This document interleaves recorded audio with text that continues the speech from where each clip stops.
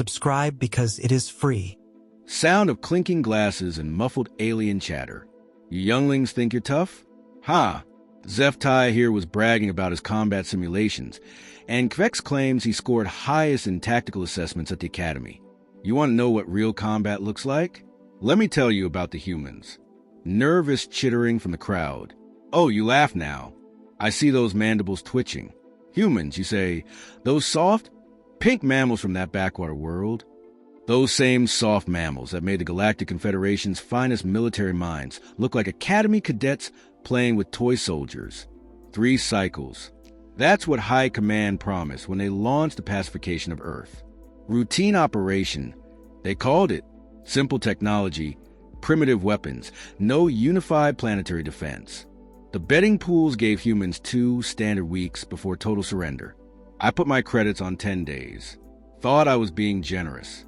7 years later, I crawled out of that hell's cape with 3 of my 4 arms barely functional, mandibles clicking uncontrollably every time I hear certain sounds, and a medical discharge that came with a warning label. The medic said I developed something called post-traumatic stress disorder. Apparently, humans invented that too, along with the cure. Figures. Sound of liquid being poured. You know what still makes me flinch? Duct tape. That silver adhesive strip they use to fix everything from broken bones to spaceship hulls. The sound of it unrolling still makes my exoskeleton crawl. And don't get me started on their military rations. Those meals ready to eat that taste like recycled cardboard but somehow keep them fighting for weeks. I refuse to eat anything that comes in a brown pouch now. But the worst part? Their music. Humans play music during combat. Not war chants or battle hymns, but something they call elevator music during the quiet moments. Soft, mindless melodies that somehow made the waiting between firefights more terrifying than the actual shooting. I still wake up in cold sweats humming those cursed instrumental versions of ancient Earth songs. Nervous laughter from the audience. The first time I encountered human soldiers, I thought our intelligence reports were wrong. They looked so ordinary, smaller than us, weaker, no natural armor or claws. They carried these bulky packs that seemed to weigh more than they did. Our tactical analysis suggested they were over-encumbered, slow, inefficient. Then one of them smiled at me. Not a threat display, not a snarl of aggression. A genuine smile, right before he threw something small and round that turned my entire squad's position into a crater. He was still smiling when he helped pull me out of the rubble, speaking in broken galactic standard. Sorry about that, bug friend. Nothing personal. That's when I realized we weren't fighting soldiers. We were fighting something far more dangerous.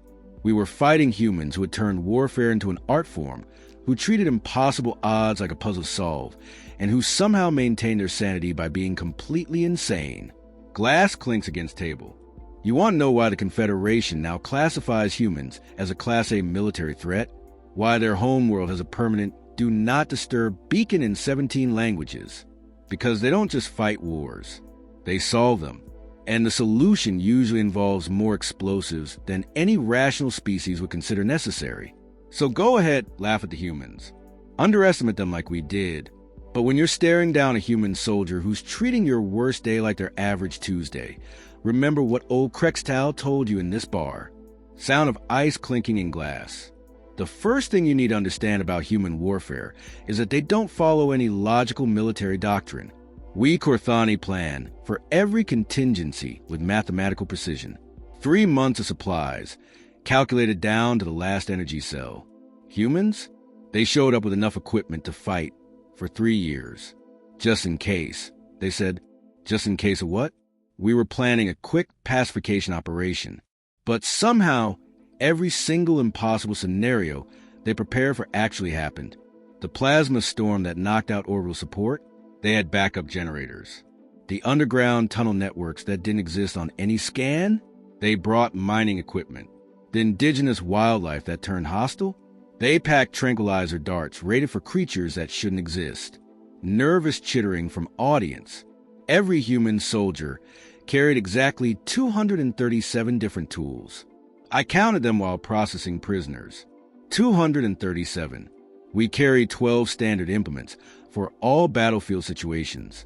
But humans? They had 17 different types of adhesive tape, 43 varieties of small metal fasteners, and something called a multi-tool that folded into more shapes than a Flexarian shapeshifter. And they used every single one. Our military textbooks teach proportional response. Use exactly enough force to neutralize the threat, no more, no less.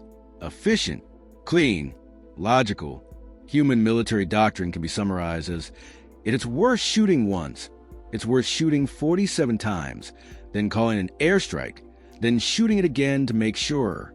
I watch a human squad encounter a single enemy sniper. One sniper. Our response would be counter-sniper fire, maybe a flanking maneuver. The humans called an artillery, an airstrike, deployed smoke screens, sending 3 assault teams from different directions, and somehow also managed to request backup from something they called the Navy, even though we were fighting on land. The sniper surrendered before they could deploy whatever a tactical nuke was supposed to be. Sound of nervous gulp. But the improvised weapons were what really broke our understanding of warfare. We design weapons for specific purposes, test them extensively, manufacture them to exact specifications. Humans looked at a common stapler and saw a projectile weapon. They turned dental floss into tripwires, expired condiments into chemical irritants, and somehow weaponized office supplies. I personally witnessed a human engineer defeat a Kraxan war mech using nothing but a wrench and what he called percussive maintenance. 40 tons of advanced military hardware, brought down by a 2-pound tool and a human's complete disregard for manufacturer warranties. The mech's AI was so confused it requested technical support. The psychological warfare was worse than the physical combat. We Kurthani accept casualties as statistical inevitabilities. 15% losses are acceptable, 20% manageable, 25% requires tactical reassessment. Humans treated their own mortality as a weapon. They made jokes while being shot at, not nervous laughter or stress responses, but actual planned humor. I heard a human medic, while treating a wounded comrade under heavy fire, complain that the enemy's aim was so bad they were practically doing target practice. The wounded soldier laughed. They both laughed while explosions went off around them. Sound of glass being set down heavily. Our translators struggled with human military terminology. Every unit had acronyms that seemed designed to confuse everyone, including themselves. FUBAR, snafu, baika. Terms that supposedly described operational status, but sounded like ancient war cries. And they named their weapons. Individual soldiers gave personal names to mass-produce firearms. I tried to interrogate a human demolitions expert about his equipment. He introduced me to Boom Boom Betty, the Critter Maker, and something called the Lawsuit Waiting to Happen. These weren't official designations. He personally named explosives like they were family pets. When I asked why, he shrugged and said, "If you're going to die with someone, you should at least know their name." That's when I realized we weren't fighting an army. We were fighting a species that had turned warfare into a personal relationship, where victory wasn't just defeating the enemy. It was making sure everyone on your side went home to tell stories about it later. Long pause, sound of claws tapping nervously on table. You think their weapons were terrifying? Their tactics unpredictable?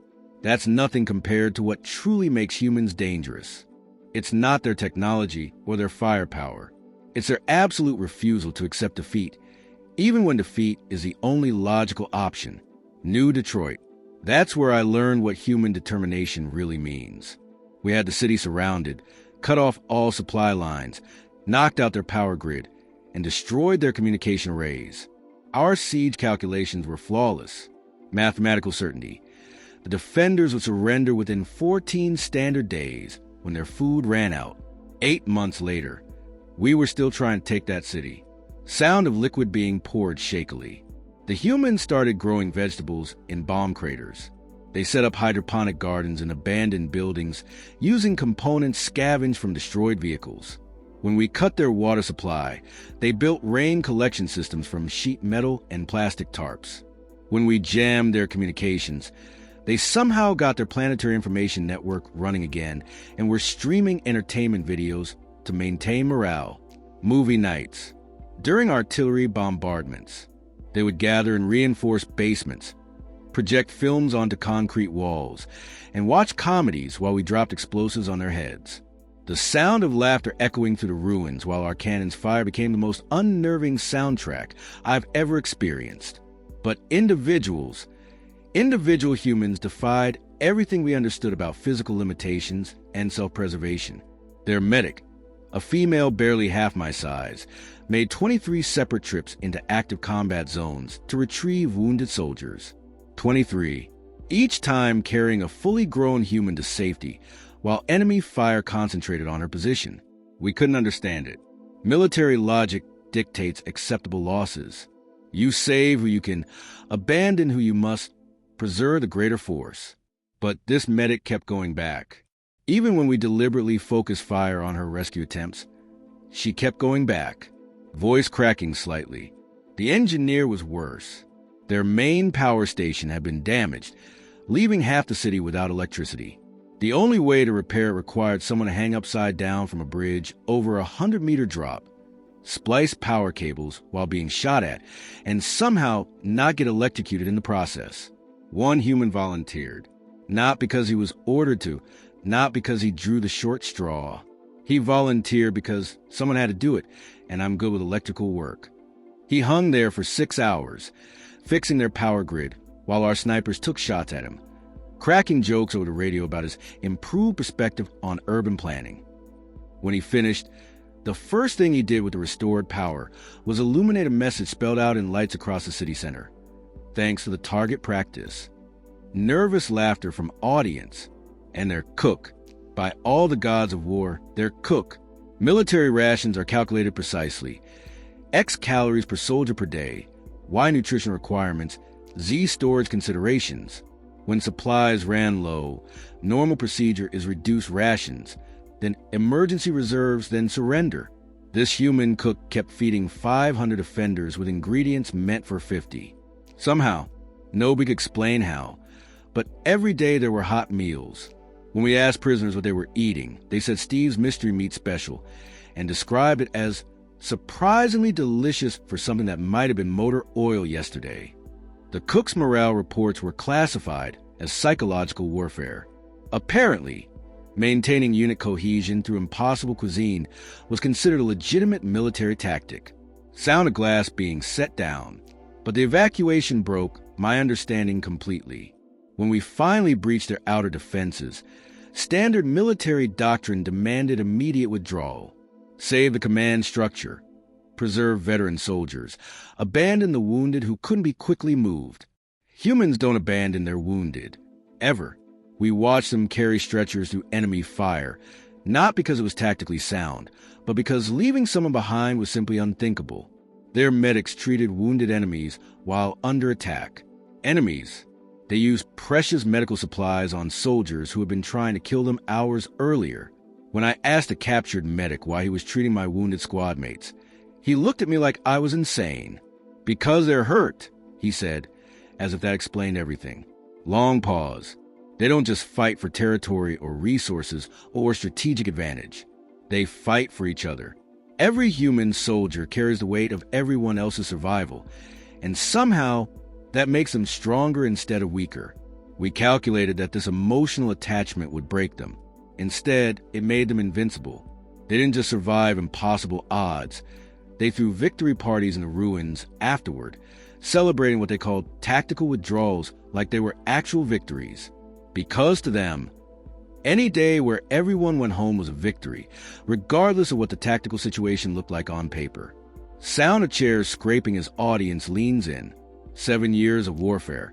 And finally High Command accepted what those of us in the field already knew. Humans couldn't be defeated by conventional means. The ceasefire negotiations were educational. We came prepared for standard surrender terms, territory concessions, resource rights, reparations for military losses. Our diplomatic corps had drafted 17 different victory scenarios based on how thoroughly we expected to have broken their resistance. The human delegation walked in with coffee and pastries. Confused murmurs from audience. Their lead negotiator, a graying female with scars from multiple combat zones, opened the talks by apologizing for the inconvenience. Apologizing, Then she offered to share their medical technology with us. The same species we'd spent 7 years trying to exterminate wanted to help us treat our wounded. No hard feelings, she said, as if galactic warfare was a minor misunderstanding between neighbors. We demanded to know what they wanted in return. Surely there was some strategic advantage, some hidden agenda. The human diplomat looked genuinely confused by the question. We just want you to stop trying to kill us, she said. Maybe we could be friends instead? Friends, with a species that had just handed the Galactic Confederation its first major military defeat in 3 centuries. Sound of nervous drinking. The post-war collaboration made even less sense. Humans didn't just integrate into galactic society. They improved it. Everywhere they went, efficiency increased, innovation accelerated, and somehow morale got better. They brought their insane problem-solving abilities to peaceful applications. Our infrastructure projects that had been stalled for decades suddenly had solutions involving creative engineering and aggressive optimization. Human consultants would look at problems that had stumped our best minds for years and suggest fixes using materials we hadn't considered and methods that technically shouldn't work. But they did work. Everything humans touched seemed to work better than it had any right to. Pause for emphasis. Their influence changed galactic military doctrine forever. Other species started adopting human tactics, with mixed results. The Zilani attempted to implement overkill protocols and nearly bankrupted their military budget. The Threks tried naming their weapons and ended up in lengthy debates about whether Devastator Supreme was a more effective designation than Painbringer the Mighty. But gradually, we all became better soldiers by learning what humans had figured out instinctively. Warfare isn't about equipment or tactics or mathematical calculations. It's about the soldiers next to you and making sure they get home. Human standard became the benchmark for military excellence across 12 systems. Not because their technology was superior, but because their approach to warfare included something we'd never considered: caring about the outcome for everyone involved. Voice becoming more emotional. I started incorporating human traditions into my own unit. Morning briefings where soldiers could voice concerns. Post-mission debriefings that focused on what went right, not just what went wrong. Even something they called esprit de corps, building personal connections between squad members. My unit's effectiveness improved by 40% within 6 months. But the real change was personal. I'd spent my entire career treating warfare as a job, following orders, completing objectives. Humans taught me something I'd never considered. Warriors aren't just soldiers who fight. They're soldiers who care about what they're fighting for. Sound of glass being raised. The bitter irony consumed me for years. We came to Earth to teach them about galactic warfare, to show them how civilized species conduct military operations. Instead, they taught us what it means to be warriors. They showed us that the most dangerous weapon in any arsenal isn't technology or firepower. It's refusing to give up on the people beside you. Audience, sitting in stunned silence. So when you younglings get your deployment orders, remember what old Krextal told you in this dingy bar. If you're ever lucky enough to fight alongside humans, you will discover something that will change your entire perspective on warfare. And if you're unlucky enough to fight against them, you'll learn why the rest of the galaxy now treats humanity as equals rather than primitives. Sound of glass being set down firmly. Because humans don't just win wars. They transform everyone involved into something better than they were before the fighting started. To the humans, the species that taught us the most dangerous thing in the galaxy isn't their weapons, their ships, or their tactics. It's their unwillingness to give up on each other. And once you've seen that in action, you'll never want to fight without it again. Sound of multiple glasses clinking together.